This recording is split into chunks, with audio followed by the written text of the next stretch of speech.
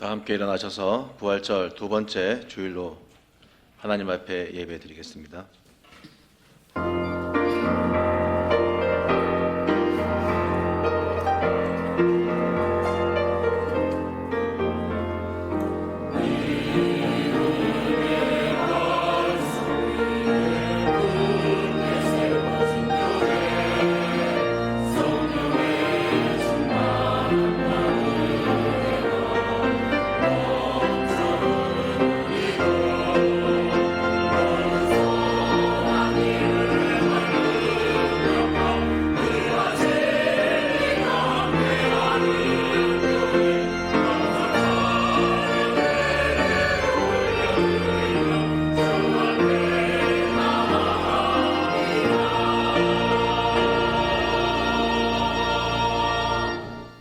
하나님은 영이시니 예배하는 자가 영과 진리로 예배할지니라. 우리 주 예수 그리스도의 아버지 하나님을 찬송하리로다. 그의 많으신 긍휼대로 예수 그리스도를 죽은 자 가운데서 부활하게 하심으로 말미암아 우리를 거듭나게 하사 산 소망이 있게 하시며 썩지 않고 더럽지 않고 쇠하지 아니하는 유업을 있게 하시나니 곧 너희를 위하여 하늘에 간직하신 것이라. 십자가에 고난당하시고 또 죽으시고 하나님의 능력으로 부활하신 우리 구주 예수 그리스도께 찬송과 경배를 올려드립니다. 영광 받으시기에 합당하신 아버지 하나님께 부활의 감격을 안고 마음과 뜻과 정성으로 드리는 저희의 예배를 받아 주옵소서. 마가 다락방에 성령이 각 사람 위에 임하신 것처럼 이 시간에도 예배하는 한 사람 한 사람 위에 그들의 심령에 부활의 기쁨을 각 사람에게 심어주시고 하늘로부터 주어지는 충만함으로 저희들 채워주셔서 이 한 주간도 세상에 대하여 이기게 하여 주옵소서. 부활하신 우리 주 예수님의 이름으로 기원하옵나이다. 아멘. 나는 전능하신 아버지 하나님 천지의 창조주를 믿습니다. 나는 그의 유일하신 아들 우리 주 예수 그리스도를 믿습니다. 그는 성령으로 잉태되어 동정녀 마리아에게서 나시고 본디오 빌라도에게 고난을 받아 십자가에 못 박혀 죽으시고 장사된 지 사흘 만에 죽은 자 가운데서 다시 살아나셨으며 하늘에 오르시어 전능하신 아버지 하나님 우편에 앉아 계시다가 거기로부터 살아있는 자와 죽은 자를 심판하러 오십니다. 나는 성령을 믿으며 거룩한 공교회와 성도의 교제와 죄를 용서받는 것과 몸의 부활과 영생을 믿습니다. 아멘.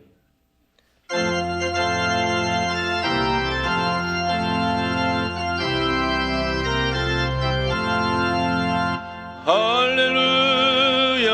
우리 예수 부활 승천하셨네.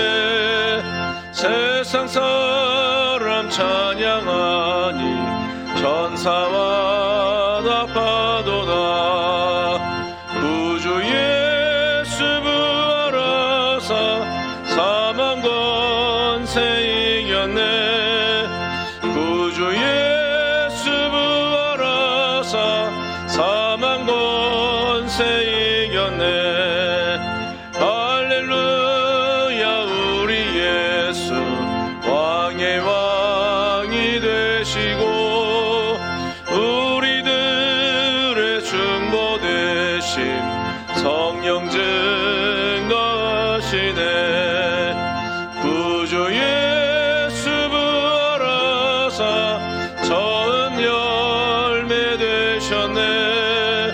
구주 예수 부활하사 처음 열매 되셨네. 할렐루야. 우리 예수 음과 티가 없도다. 무덤 속에 있는 죄인 주가 일으키시네. 구주 예수 부활하사 영광 주로 오시네. 구주 예수 부활하사 영광 주로 오시네. 죽음을 영원히 이기셨습니다. 돌은 빈 무덤에서 굴려졌고 우리는 그리스도 안에서 새 생명을 얻었습니다. 친히 살아계심을 나타내시고 하나님 나라의 일을 말씀하셨습니다.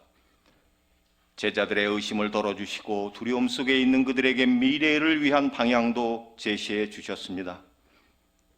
비록 믿음에서 실족한 시몬 베드로였지만 자신을 사랑하는지 3번 물으시고 주의 백성을 돌보라고 지시하심으로써 베드로를 회복시켜 주셨습니다.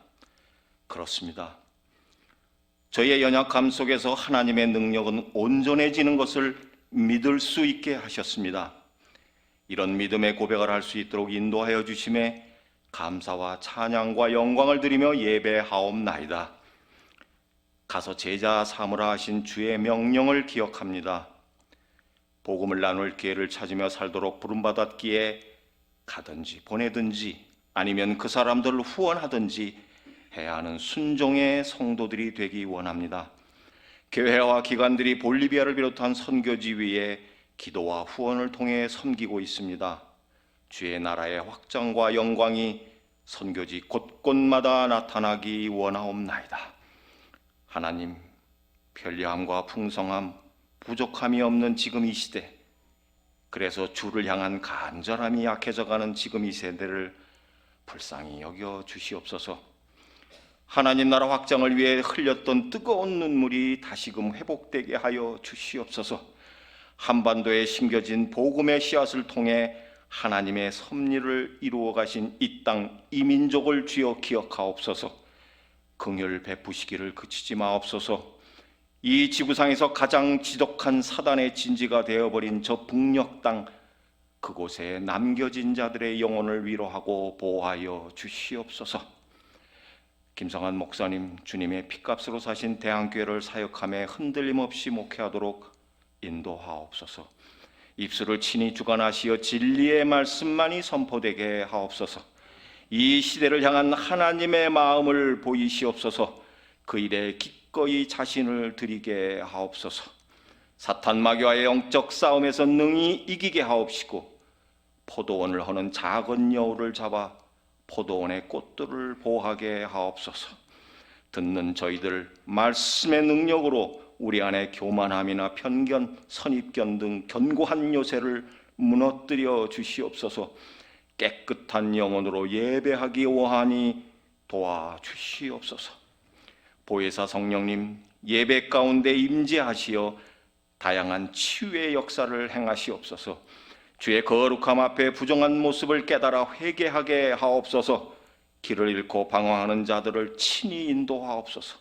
건강의 문제로, 경제적인 어려움의 문제로 사람 간의 관계에 매여 있는 것들이 다 벗어져 주 안에서 참 자유함을 얻도록 인도하여 주시기를 간절히 원하옵나이다.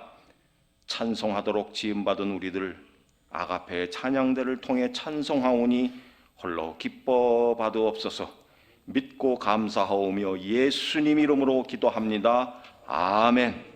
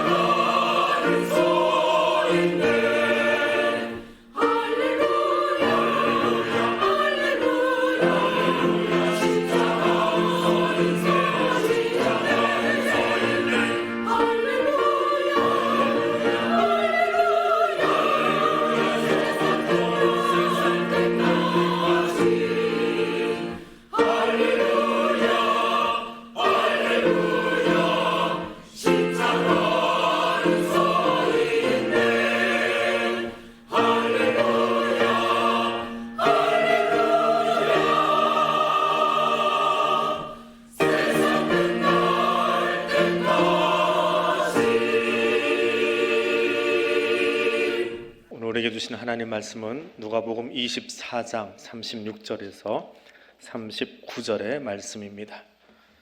신약성경 141쪽에 있습니다. 누가복음 24장 36절에서 39절 말씀 제가 읽어드리겠습니다. 이 말을 할 때 예수께서 친히 그들 가운데 서서 이르시되 너에게 평강이 있을지어다 하시니 그들이 놀라고 무서워하여 그 보는 것을 영으로 생각하는지라. 예수께서 이르시되 어찌하여 두려워하며 어찌하여 마음에 의심이 일어나느냐. 내 손과 발을 보고 나인 줄 알라. 또 나를 만져보라. 영은 살과 뼈가 없으되 너희 보는 바와 같이 나는 있느니라. 아멘.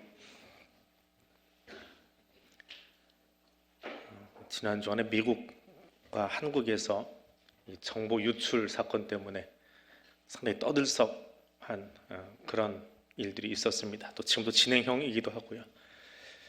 근데 이 정보 유출과 도청으로 아주 유명한 사건이 하나 있지요.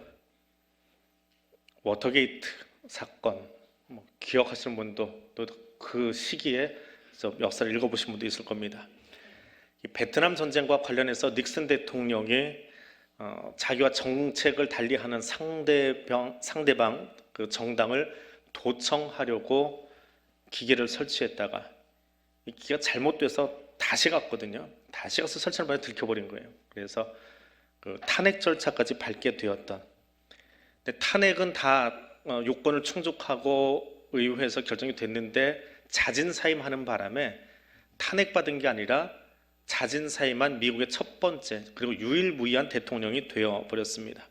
그 바람에 그 탄핵 절차 가기까지 옆에서 함께 수고했던 보좌관들만 줄줄이 감옥에 갇히게 되는 그런 일로 마무리되었지요.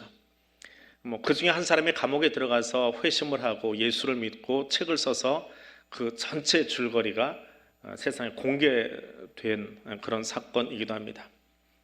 그리고 이 사건은 그 워터게이트로 끝난 것이 아니라 그 이후에 고위공직자 부조리 방지법이라든지 고위공직자의 재산공개법이라든지 하는 3대 주요 정책이 있는데 미국에서 먼저 시작이 되고 한국이 그걸 반면교사 삼아서 똑같은 법안을 우리나라에도 가지고 있습니다. 그래서 전 세계가 고위공직자들이 어떻게 써야 되겠나라고 하는 기초를 제공해 주게 된 역사적인 사건이 사실은 워터게이트라고 하는 사건입니다. 예수 부활 사건은 사실 역사 속에 있던 이 워터게이트하고는 비교할 수 없는 사건입니다. 그런데 신기한 건 워터게이트는 지금도 전 세계 정가에 꾸준히 법으로서 그 정치인의 그 도덕성 혹은 윤리성을 강조하는 그것으로 남아있는데 부활주일 아침에 새벽부터 예배를 드리고 찬양 예배를 드리고 달걀 받고 집에 가서 까먹고 나면 잊어버린다는 거예요. 그 다음 주에는 부활주일을 잊어버립니다. 내년 부활주일까지 다 잊어버리고 사는 사람들이 거의 대부분이더라라고 하는 겁니다. 근데 사실은 그저께 우리 구역회 때 구역장님들하고 같이 전통주의 영성을 나누면서 교회력을 함께 쭉 훑어보았는데 부활주일은 지난주에 끝난 게 아니라 시작이지요. 오늘은 어떤 주일이요?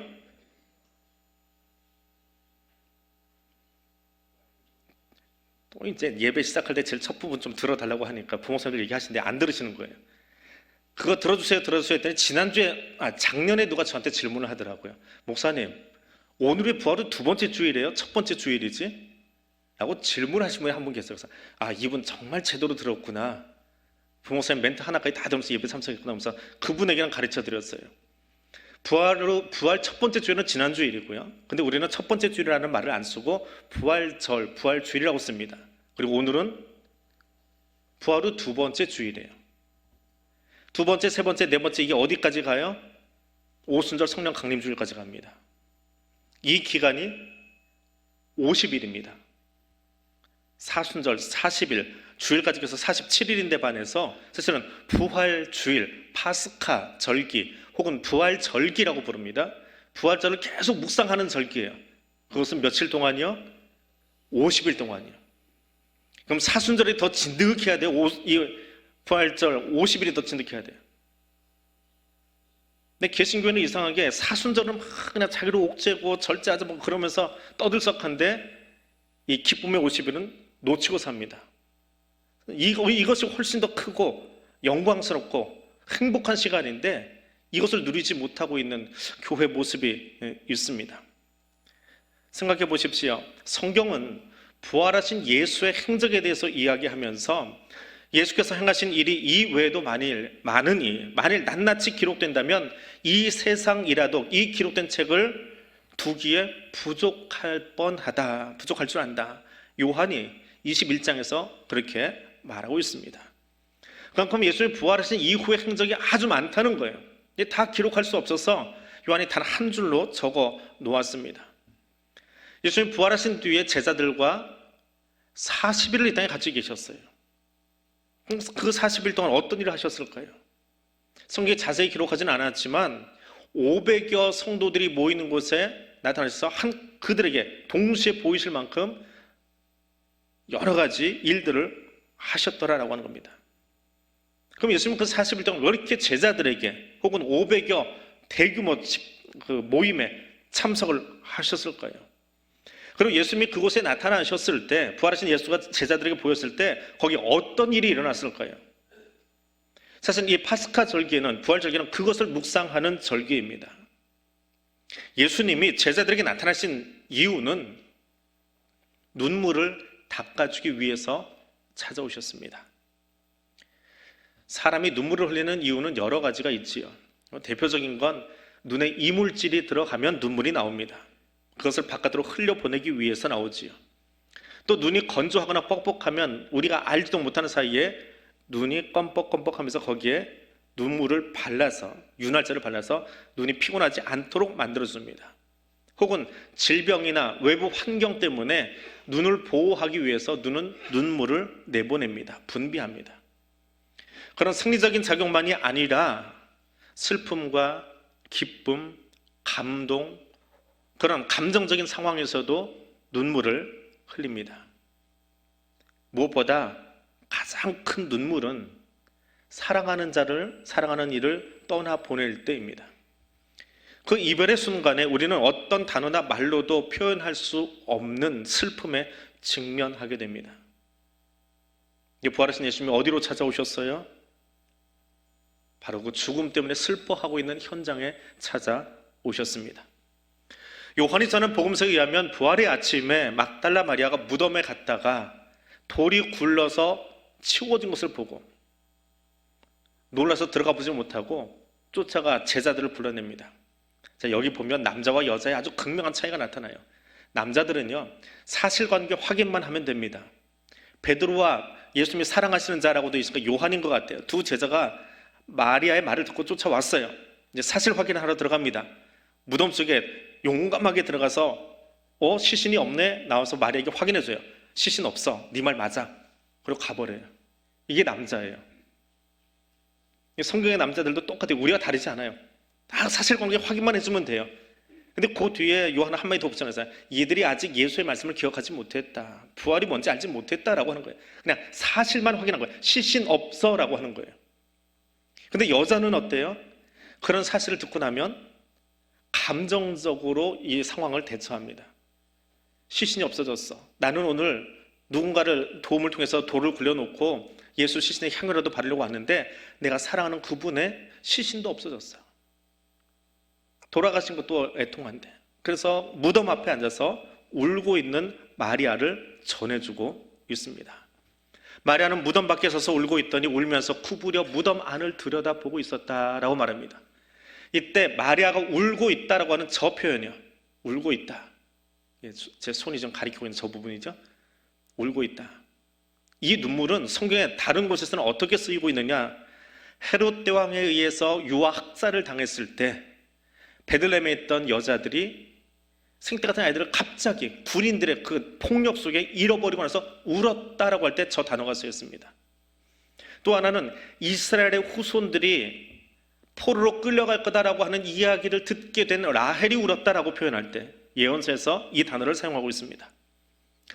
회당장의 딸이 죽었을 때 마을 사람들이 함께 모여서 아유, 저 어린 딸 보낸 저 아빠의 심정이 어떨까 하면서 마을 사람들이 같이 울었다라고 할 때도 저 단어가 쓰였습니다. 또 하나는 죽음하고는 상관이 없는데 베드로가 예수님을 부인하고 나서 닭이 울었더니 그제서야 예수님 말씀을 기억하고 나는 이거밖에 안 되는 존재구나, 내 존재를 깨달았을 때, 내가 얼마나 미약한 존재인가를 깨달았을 때 울었다라고 할 때도 저 단어가 쓰였습니다. 부활한 천사들이 부활의 소식을 들고 누구에게 나타났다고요? 이 울고 있는 마리아에게 나타났습니다. 부활하신 예수님께서 마리아를 만나신 이유, 천사를 통해서 만나신 이유는 우리의 가장 큰 슬픔, 사람에게서는 절대로 위로받을 수 없는 그 죽음 앞에서 통곡하고 있는, 울고 있는 마리아에게 부활의 소식만이 진정한 위로임을, 진정한 소망임을 알려주기 위해서 만나 주셨습니다. 죽음 앞에 울고 있습니까? 부활하신 예수님을 만나십시오. 그렇지 않으면 우리는 마리아처럼 빈 무덤임에도 불구하고 그 무덤 앞에서 통곡하며 우는 사람이 될 수밖에 없습니다. 예수님 부활하셨습니다. 사망 권세 이기고 우리에게 생명 주시려고 부활하셨고 그 소식 전하려고 우리에게 찾아오셨습니다. 그 부활하신 예수 그리스도를 만나시기를 바랍니다. 그때 우리의 눈물이, 깊은 눈물이 다 닦여질 수 있음을 경험하는 저와 여러분 될 수 있기를 소원합니다. 두 번째로 두려움에 사로잡힌 우리를 해방시키기 위해서 예수님 우리를 만나 주셨습니다. 고통에는 한계가 있지만 공포에는 한계가 없다라고 프리니우스라고 하는 분이 이야기를 합니다. 공포가 있는 그곳에는 행복이라는 단어를 찾아볼 수 없습니다. 두려움과 공포로 가득한 세상 속에서는 소망을 가질 수 없습니다. 성경에 두려워하지 말라라고 하는 이 문장이 몇 번 쓰였지요? 설교 여러 번 들어보신 분들은 이 회화는 들으셨을 거예요. 저도 직접 세워본 건 아니고 자료집에 있습니다. 두려워하지 말라가 성경에 몇 번 있어요? 365회. 그래서 그걸 가지고 뭐라고 설명을 해요? 우리는 365일 두려워하는 존재라는 거예요. 그래서 거꾸로 하나님 우리에게 뭐라고 얘기했어요? 365회 두려워하지 말라, 두려워하지 말라 말씀하고 계시더라라고 하는 거예요. 스페인의 유명한 투사 세자르 린콘이라고 하는 사람이 있습니다. 이 사람은 투경기, 투사입니다. 뭐 하는 건지 아시죠? 1톤가량 되는 황소가 뿔을 들이대고 쫓아옵니다. 빨간 망토를 휘두르면서 칼을 가지고 그 소를 제압하는 게 투사인데, 이 투사가 제일 무서워하는 게 뭘까요? 자기 신발보다 작은 쥐라고 합니다. 좀 신기하지요? 황소와 싸우고 있는데 쥐는 그렇게 무서워한대요. 프랑스의 앙리 3세라고 하는 황제는 고양이를 그렇게 무서워했답니다. 영국의 엘리자베스 1세, 최근에 돌아가신 분 말고요, 저 위에 할머니 뻘 되시는 엘리자베스 1세는 장미꽃을 그렇게 무서워했대요. 어릴 때 찔려서 그랬는지 아무튼 역사 기록이 그렇게 되어 있습니다. 유명한 정신의학자이고 심리학자인 프로이드, 이 사람은 기차 여행을 그렇게 무서워했대요. 북한의 누구처럼 기차 타는 걸 그렇게 무서워했다고 합니다. 그 두려움, 우리들 대부분은 그 두려움을 혼자 이겨낼 수가 없습니다. 우리가 처한 상황을 잘 살피고 그것을 이해하고 바라보고 승리의 답, 그 두려움을 이겨낼 수 있는 답을 제공해주는 누군가를 만나야 합니다. 무엇보다 하나님은 하나님의 백성이 그 두려움 속에 빠져 있는 것을, 파묻힌 것을 원치 않으신다라고 하는 사실을 기억해야 합니다. 십자가 사건은 제자들로 하여금 삶의 소망을 잃어버리게 만들었습니다. 호기롭게 예루살렘으로 들어갔던, 호산나 부르며 들어갔던 제자들이지만 예수님 십자가 죽음 앞에 두려워서 예루살렘을 떠나 엠마오로 도망가게 만들었습니다. 눈을 감게 하고 동행하고 있는 사람이 누구인지 알아보려고도 하지 않고 예수임에도 불구하고 알지 못하던 그런 형국에 처하게 만들었습니다. 좀 생각해 보십시오. 출애굽한 1세대가 광야에서 불순종함으로 다 죽었습니다. 거기다가 각 지파에서 그래도 신앙적으로 괜찮다 싶어서 한 명씩 찾아서 12명이 나왔어요. 그들이 가나안 정탐을 끝낸 뒤에 하나님 약속보다는 자기들 눈에 본 것에만 집중해서 거긴 들어가면 안 된다 했던 10명의 동역자들, 동기생들이 다 죽었어요. 또 하나, 이스라엘의 가장 위대했던 지도자라고 할 수 있는 모세까지 죽었어요. 자기와 함께했던 출애굽 1세대가 다 죽고요. 같이 특별히 뽑혀서 우리로 치면 직분 맡았던 사람들 중에 불순종 때문에 10명이 다 죽었어요. 이제 혼자 남았어요. 근데 그가 2세대를 끌고 가나안에 들어가야 돼요. 얼마나 두려웠을까요? 얼마나 무서웠을까요? 얼마나 두려웠으면 주님이 그에게, 여호수아에게 두려워하지 말라, 두려워하지 말라, 모세에게 준 율법을 가지고 강하고 담대하라 반복해 이야기하실 만큼 그 안에 두려움이 가득했을까요? 두려움은 그런 겁니다. 앞을 보지 못하게 하고요, 소망을 갖지 못하게 합니다. 제임스 맥도널드라고 하는 목사님이 이 두려움에 대해서 이렇게 말씀하신 글이 있습니다. 두려움은 믿음의 반대말입니다. 두려움은 우리를 얽매여 꽁꽁 묶습니다. 두려움은 우리를 좁고 어두운 방에 가두고 차갑고 기분 나쁜 발톱으로 갈기갈기 찢어 놓습니다. 두려움은 떨쳐버리기 어려울 뿐만 아니라 일단 마음속에 둥지를 틀면 마약과 같아서 도저히 끊을 수 없게 됩니다. 문제는 두려움이 언제 찾아오느냐가 아니라 우리가 대문 활짝 열고 그 두려움을 맞아들인다는 것에 있습니다. 그러나 하나님의 약속을 의지하면 단호하게 두려움을 내쫓을 수 있습니다. 두려움의 해독제는 하나님이 나와 함께 하신다, 그러므로 나는 두려워하지 않을 것이다 라고 하는 약속을 굳게 잡고 그것을 마음에 깊이 간직하는 것입니다. 부활하신 예수님이 제자들을 찾아오신 이유가 무엇입니까? 두려움에 빠져있는 제자들을 일으키기 위함입니다. 하나님이 우리에게 주신 것은 두려워하는 마음이 아니요 오직 능력과 사랑과 절제하는 마음이라고 가르치고 있습니다. 여호수아에게 강하고 담대하라, 두려워하지 말라, 놀라지 말라, 내가 어디로 가든지 내 하나님 여호와가 너와 함께 하느니라 말씀하십니다.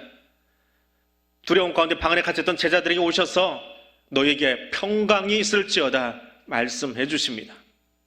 부활하신 주님은 저와 여러분이 두려움이 아니라 평강을, 슬픔이 아니라 위로를, 낙심이 아니라 소망을 주기 위해, 그것을 갖기 위해 우리 가운데 함께 하고 계십니다. 그 주님이 주시는 기쁨과 평강을 가득히 누리는 부활의 소망을 가진 저 여러분 될 수 있기를 원합니다.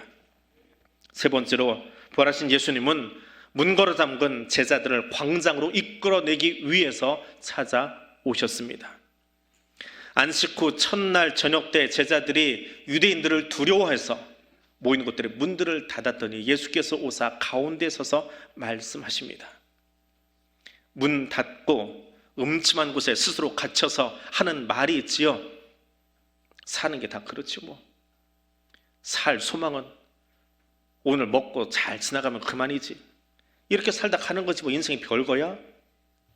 문 닫고 사는 사람들의 대표적인 이야기들입니다. 체념의 포로가 되어서, 낙심의 포로가 되어서 사는 제자들. 왜요? 왜 그렇게 말하고 삽니까? 마음에 평강이 없어서요. 미래가 불확실해서요. 사는 게 한심해 보여서요. 우리 모습이 그렇지 않습니까? 근데 예수님이 그런 제자들에게 오셨습니다. 어디로 오셨어요? 문 닫고 있는 방 안으로요. 그 방 안의 분위기는 있으면 어떠합니까? 두려워하는 마음으로 충만해 있는 것. 성령 충만이 아니라 두려움으로 충만한 그곳. 근데 주님은 그 현장 어디에 계셨습니까? 그들 한가운데 나타나셨습니다. 예수님은 저와 여러분의 인생의 주변인으로 존재하는 것을 원치 않으십니다. 예수님은 이 시간에 여기 오셔서 저 귀퉁이 자리에 앉아 있다가 떠나가시는 그런 분 아닙니다. 예수님은 예배드리는 이 현장, 이곳 가장 한복판에 오셔서, 여러분 마음 주신 한복판에 오셔서 저 여러분을 만나기를 원하십니다. 여러분 육신의 눈으로는 앞에서 설교하고 있는 저를 바라보고 있는지 모르지만 주님이 원하시는 것은 앞에서는 목사를 바라보는 것이 아니라 여기 임재해 계신 그 하나님을 바라보는 눈이 띄워지기를 주님은 저와 여러분에게 원하고 계시더라라고 하는 겁니다. 그리고 그 주님을 만난 제자들에게, 그리고 우리들에게, 그 예배자들에게 평강을 전하십니다. 그리고 그것이 끝이 아니라 요한복음 20장 21절 말씀에서 아버지께서 나를 보내신 것 같이 나도 너희를 보낸다라고 말씀하십니다. 이것이 부활하신 예수 그리스도의 우리를 향한 바람입니다. 소망입니다. 예수님은 저와 여러분이 낙심의 자리에 소로 같은 이 땅의 밑바닥 자리에 파묻히기를 원치 않습니다. 주님만 그러는 것이 아니라 생각해 보십시오. 우리와 함께 믿음 생활을 하다가 먼저 떠난 우리 믿음의 선진들 혹은 믿음의 가족들이 남아있는 우리들을 바라보면서 여보 대충 그렇게 살다가 와, 아들아 너 그냥 대충 그렇게 살다 와, 체념하고 살다 와, 그렇게 원하고 있을까요? 이 다음에 천국 갔더니 아이고 나타나서 힘들었나 보네, 그렇게 내 침울해 있다가 나 그렇게 생각했어? 와서 반갑지? 그렇게 이야기하고 있을까요? 천만에요. 우리 믿음의 선제들도 주님도 우리에게 그것을 원치 않습니다. 오히려 부활하신 예수를 만나서 큰 소망 가운데 낙심해 있는 사람들에게, 절망 가운데 있는 사람들에게 그들을 일으키는 일을 하고, 정말 당신 보니까 멋졌어, 힘든 시간이었지만 부활의 소망이 당신이 일으키고 당신 세워주고 우리 아들 세워주고 그래서 그 층으로 살다 왔구나, 난 당신이 자랑스러워, 하나님 앞에서 내가 정말 자랑스러워. 우리 그런 말 천국에서 함께 나눠야 되지 않을까요? 그것이 부활하신 주님이 우리에게 주시는 진정한 바람이고 소망 아니겠습니까? 주님이 열어주신 그 문으로 나오십시오. 낙심의 문 열고 나오십시오. 낙심과 절망의 마약의 방에서 나오십시오. 부활의 주님은 제자들의 닫힌 문을 여셨습니다. 그리고 문만 여신 것이 아니라 그들을 사명자로 이끌어내셨습니다. 주님의 손에 이끌려서 절망의 방에서 일어서십시오. 그때 막달라 마리아는 눈물의 자리에서 일어나서 부활의 첫 번째 증인이 되었고, 엠마오로 두려움 가운데 떠나갔던 두 제자는 증인이 되기 위해서 예루살렘으로 돌아갔고, 방 안에 갇혀 있던 베드로와 11 사도는 2일 후에 예루살렘 광장에 서서 부활의 설교를 하고 부활의 증인이 되고 안전뱅이를 일으키는 사명자로 살아갔습니다. 어두운 방 안에 갇혀 있는 것이 아니라 광장으로 나아가서 부활의 증인의 삶을 살게 되었습니다. 오늘 말씀을 맺습니다. 부활의 메시지는 단순하고 그러나 심오합니다. 죽음은 부활하신 그리스도를 더 이상 가두거나 붙잡아 두지 못합니다. 죽음이 얼마나 암울한지 묵상하는 성금요일은 교회 전체 절기 가운데 단 하루에 불과합니다. 그러나 부활의 소식을 나누는 파스카 절기는 50일이나 됩니다. 그 파스카 절기에 주님은 2000년 전에 그 부활의 사건이 한 시점의 역사적 사건으로 머물지 아니하고 제자들에게, 500여 성도에게, 그리고 이 시간 저와 여러분에게서 계속해서 확장되어 가기를 원하고 계십니다. 예수를 죽은 자 가운데서 살리신 바로 그 능력이 지금 여기 저와 여러분 안에서 살아 움직이고 있음을 경험하시기 바랍니다. 우리는 그 소식을 경기장 밖에서 구경하는 구경꾼이나 관찰자가 되어서는 안 됩니다. 절망하고 의기소침해진 그들의 믿음은 무너졌고, 그래서 방 안에서 군인들이 언제 노크 소리 할까, 노크하고 우리 있는 곳을 찾으려면 죽는 것밖에 없겠지, 그게 그들의 현실인지 모르겠지만 거기 주님 오셨습니다. 그랬더니 그들은 문을 열고 나가서 자신들의 눈물을 닦고 절망 속에 있던 사람들에게 평강을 전하고 로마 제국을 바꿔버리고 세계 역사를 바꾸는 사명자로 살아갔습니다. 오늘 우리도 그 삶을 살아가기를 원합니다. 부활하신 예수 그리스도의 만남이 저와 여러분의 가장 복된 만남 될 수 있기를 원합니다. 부활하신 예수 그리스도의 소식이 우리에게 가장 기쁜 소망이 되기를 원합니다. 부활하신 예수 그리스도를 만남으로 부활의 참 증인으로 일어설 수 있는 믿음의 사람 될 수 있기를 소원합니다. 오늘 말씀 기억하며 우리 함께 기도하겠습니다. 부활하신 예수님을 내가 인격적으로 만나기를 원합니다. 부활의 소망이 나의 것 되기를 원합니다. 부활의 소식을 전하는 증인의 삶을 살아가기를 원합니다. 성령 하나님, 이 삶 살 수 있도록 나를 도와주시옵소서. 이 세 가지 기도 제목 가지고 우리 2분 동안 통성으로 함께 기도하겠습니다. 부활의 주님 감사합니다. 부활절 두 번째 주일, 우리 함께 모여 부활하신 주님을 다시 한번 묵상하며 그 부활하신 주님이 만나주셨던 제자들의 모습을 오늘 우리가 함께 보았습니다. 절망과 낙심과 눈물 가운데 파묻히셨던 그 제자들을 찾아가셔서 더 이상 빈 무덤을 바라보는 것이 아니라 부활하신 예수 그리스도를 바라보고 그 부활의 주님을 바라봄으로 그 눈물이 닦여지고 죽음을 이기신 예수 그리스도로 말미암아 진정한 소망을 하나님 그 어두운 로마 제국 안에 그 어두운 땅의 사람들 가운데 주님을 알지 못하는 사람들 가운데 증거하며 외치며 나갔던 제자들의 모습을 보았습니다.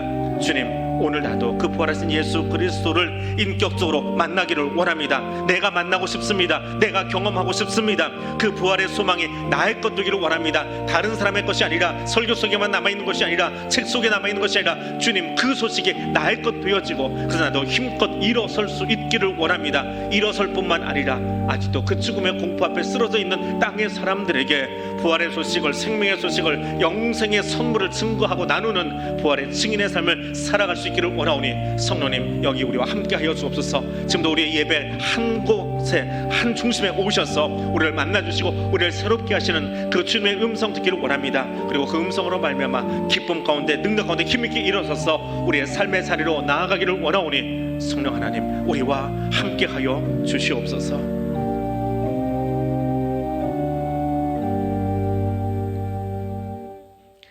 생명의 수여자 되신 하나님, 사망과 죽음 권세를 이기고 승리하신 주님을 찬양합니다. 부활의 기쁨을 우리에게 주심을 감사드립니다.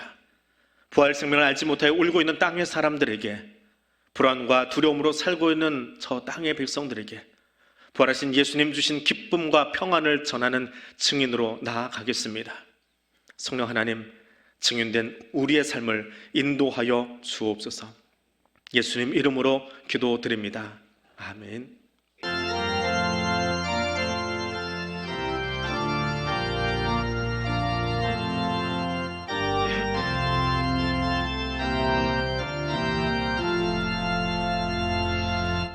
크고 놀라운 평화가 내게 있네. 이 세상에는 없는 평화. 나의 영혼과 몸 주께 드립니다. 오 놀라운 가의 구주, 오 놀라운 주, 오 놀라운 주. 저 천군과 천사들 경배하네. 나 엎드려서 주 경배하리. 오 놀라운 구주 예수, 나의 일생을 인도해 주옵소서. 나의 생각도 주가 나사 주의 뜻대로 날 다스리옵소서. 오 놀라운 나의 구주, 오 놀라운 주, 오 놀라운 주. 저 천군과 천사들 경배하네. 나 엎드려서 주 경배하리. 오 놀라운 구주 예수, 나의 모든 것 주님께 드리오니 주여 기쁘게 받으시사 주의 나라 위해 성별하옵소서. 오 놀라운 나의 구주,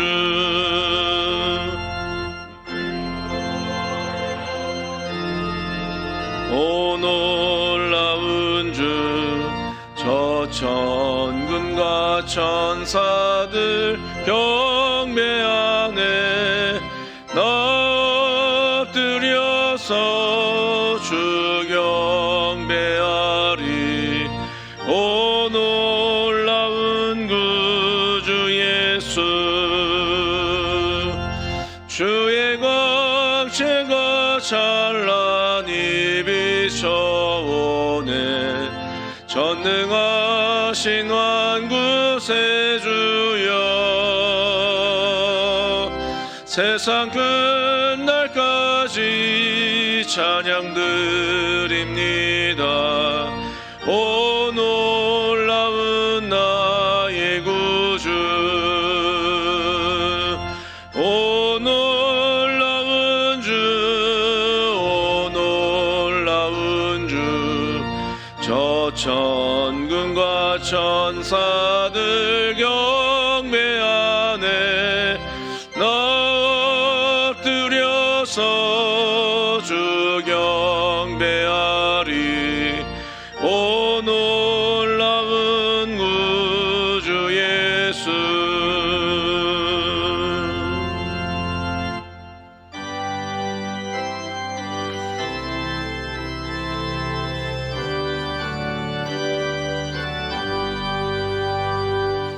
만 가지 은혜를 받았으니 내 평생 슬프나 즐거우나 이 몸을 온전히 주님께 바쳐서 주님만 위하여 늘 살겠네